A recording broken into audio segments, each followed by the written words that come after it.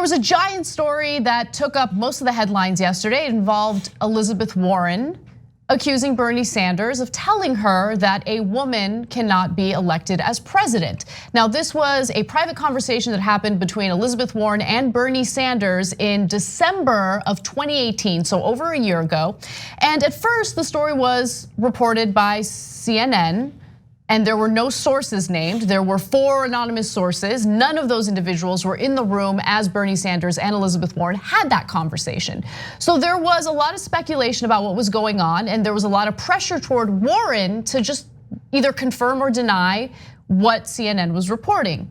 Well, she did finally put out a statement, and the statement infuriated me further.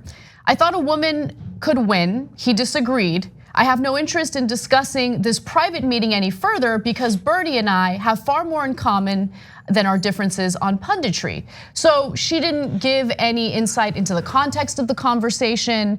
She just made a vague statement. She didn't quote him. She made a vague statement about how he disagreed. So that doesn't answer a lot of questions. In fact, that leaves us to question what happened even further. And so Cuomo invited me on his program, and I thank him for that because it's not often that you see progressive voices in cable news. And I was on with Howard Dean. We're not gonna show you clips of Howard Dean because honestly, he didn't say anything interesting or controversial. I don't mean that to insult him. It's just there was nothing he said that was like, worth discussing further on the show. So he wasn't like slamming Bernie. He wasn't actually, he wasn't. Okay, well that's important to know. Right, so, but I do wanna show you a few of the exchanges I had with Cuomo, and mostly I wanna fill in the blanks because these segments are so short that I didn't get a chance to make some of the points that I really wanted to make, so let's take a look. This entire situation is so incredibly disappointing and also incredibly stupid because in shutting down the conversation and saying that she refuses to talk about it any further, there are questions that need to be asked. What was the context of the discussion? Was he talking about it in the context of where the country is right now? And also, I would love to see anyone in the media hold Joe Biden accountable for literally saying the exact same thing publicly. No criticism, no backlash, none. And we also need to mention that Bernie Sanders encouraged Elizabeth Warren to run back in 2016. And there are multiple videos of Bernie Sanders dating back to the 1980s where he publicly spoke about how he believes a woman can win. And so all of this contextual information is incredibly important to the conversation, and unfortunately it's being left out to paint a particular candidate as some sort of sexist when the facts just don't bear that out. Well, we don't know what the facts are because Elizabeth Warren says. We do though. But he said we do. We have evidence of. No, how do we know he said no, it? no, no. I don't know. I don't know anything. I'm saying Elizabeth Warren says he said it. So now we've got something here. So, okay. Okay. I said my piece. I was glad I was given an opportunity to kind of share all of the various examples of who Bernie Sanders is and what he's fought for. And look, we didn't even get into his record when it comes to fighting for women. He was supportive of reproductive rights before that was a popular position to take. He was supportive of the Violence Against Women Act. In fact, in an effort to get Bernie Sanders to vote for Biden's crime bill, they purposely included the Violence Against Women Act in the text of that legislation.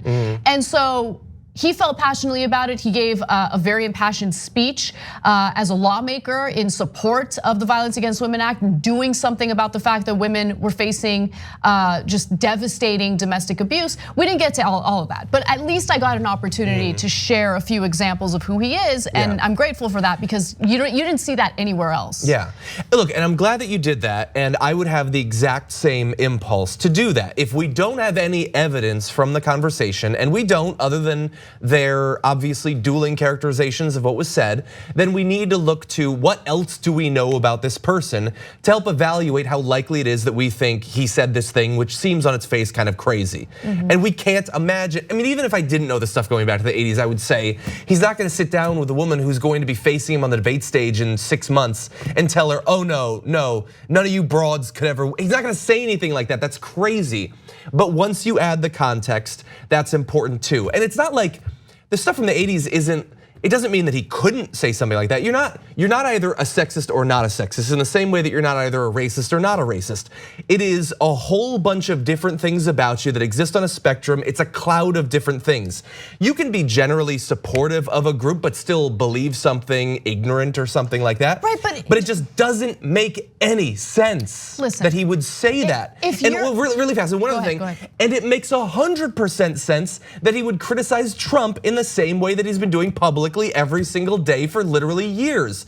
He would say, yeah, Trump is a misogynist, he'll attack a female candidate.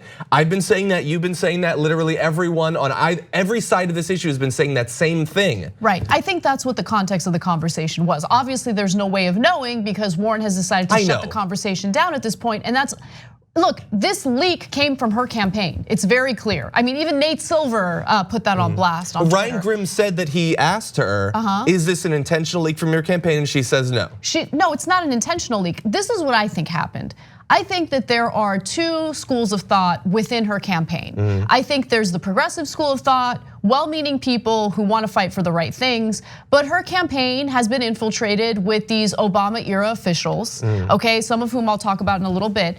But I think that they went behind her back and leaked this to CNN because they saw that she was really struggling in the polls. I want to be clear, this is my speculation and my read on it, okay? That would be my hunch, I don't think that she greenlit it, but I don't know. What I do know is she had an opportunity to jump in and say, Bernie Sanders is a good friend of mine. I do not believe he's sexist. We had a conversation where we were discussing the pros and cons of both of our candidacies. Because the fact, look, it's a fact, right? If you're going to assess your electability, your viability as a candidate, you're gonna think about all the different ways you're gonna get attacked. And so with Bernie Sanders, it's gonna be this socialist narrative, right? The socialist fear mongering. With Warren, yeah, I mean, if you're a woman, we've never had a female president in the United States. Of course, there's sexism in the country. People have had frank conversations about that, and I think it makes sense. To then take a conversation like that and try to spin it as evidence of Sanders' supposed sexism is just gross. And her statement left much to be desired as someone who considers herself a friend of Bernie Sanders. And I want to actually fast forward really quick to what the campaign is now telling its supporters and its staffers, okay? So there is a Twitter group where they communicate with one another, and BuzzFeed reported the following.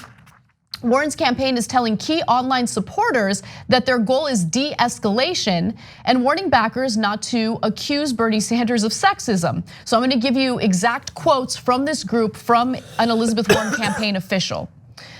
I would be careful with the sexism angle when it comes to the Bernie Warren exchange individually. That's not what this is about, and I think it'll be really bad news for us if that becomes what this is about. I.e. press asking her if she thinks Bernie is sexist, the staffer told the group.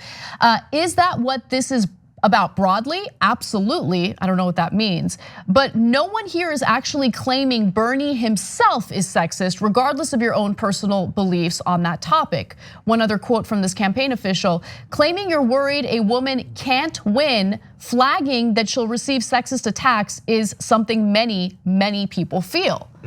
So they're trying to de-escalate it, but this is the kind of, I would have much rather preferred Elizabeth Warren to include, I do not believe Bernie Sanders is sexist in her statement. She has that opportunity tonight, doesn't she? She does, and I hope that she takes it.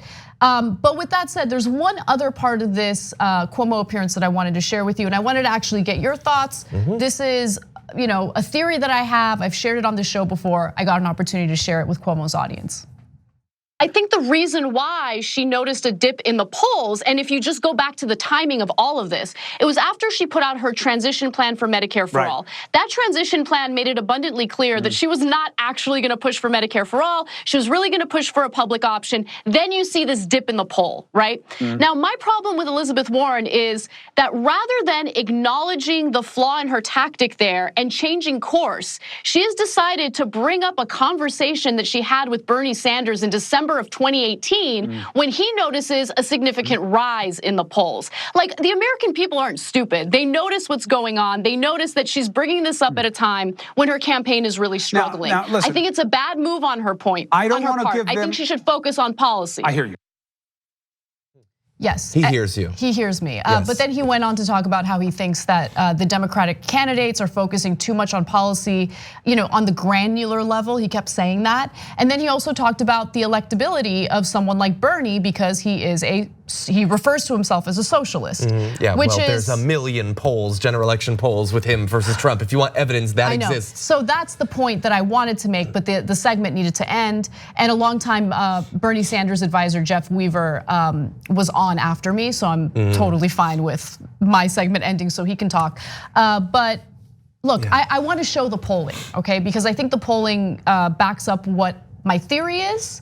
And if you look at the average, the real clear politics average, and it's important to look at averages, guys, because if you take any one poll and you use that one poll to make a theory or to have a theory on what's going on, I don't really think it's that accurate. You got to look at an average of what's happening. So you look at all the different polls. For the people watching right now, the brown line is the Elizabeth Warren campaign. And for those of you listening in the podcast, let me just note what happens. You see her surging up, all the way from June to about October. October is when she spikes. That's when she has a really great debate performance, and she touted many of her progressive policies. But then in November 15th to be exact, that's when she releases her healthcare transition plan, which makes it clear that she's not actually gonna fight for Medicare for all. She's gonna propose a public option, and if she gets that passed, in her third year, when she's gonna ramp up for re-election, she's gonna then propose Medicare for all. That is when you see a significant dip, right? And so that's the point that I was trying to make on the show, because they keep talking about, oh, socialism is scary and Bernie is really gonna struggle when it comes to his electability. But when it comes to the policies, and so many people in the media fail to realize this, his policies are popular with the base, they're popular with voters, and it's not just voters on the left, it's popular with many Americans. Even a small majority of Republicans like Medicare for all when you poll them on it. And so I bring this all up because all of these identity issues that the media keeps bringing up and harping on don't really resonate with voters when they can't feed their kids or when they're in the middle of financial ruin because they can't pay their medical bills. Thanks for watching the Young Turks, really appreciate it. Another way to show support is through YouTube memberships. You'll get to interact with us more. There's live chat emojis, badges. You've got emojis of me, Anna, John, JR. So those are super fun. But you also get playback of our exclusive member-only shows and specials right after they air. So all of that, all you gotta do is click that join button right underneath the video. Thank you.